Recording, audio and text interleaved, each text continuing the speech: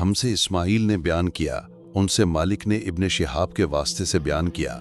वो ईसा बिन तलहा बिन उबैदुल्लाह से रिवायत करते हैं। वो अब्दुल्ला बिन अमर बिन अल-आस से नकल करते हैं कि हिज्जतुल विदा में रसूलुल्लाह सल्लल्लाहु अलैहि वसल्लम लोगों के मसाइल दरियाफ्त करने की वजह से मिना में ठहर गए तो एक शख्स आया और उसने कहा कि मैंने बेखबरी में ज़िबह करने से पहले सर मुंडा लिया।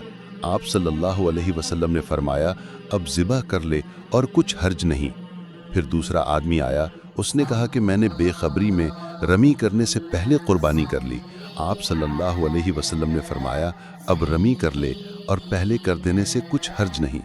इब्ने अमर कहते हैं, उस दिन आप सल्लल्लाहु अलैहि वसल्लम से जिस चीज़ का भी सवाल हुआ जो किसी ने आगे और पीछे कर ली थी, तो आप सल्लल्लाहु अलैहि वसल्लम ने यही फरमाया कि अब कर ले और कुछ हर्ज नहीं।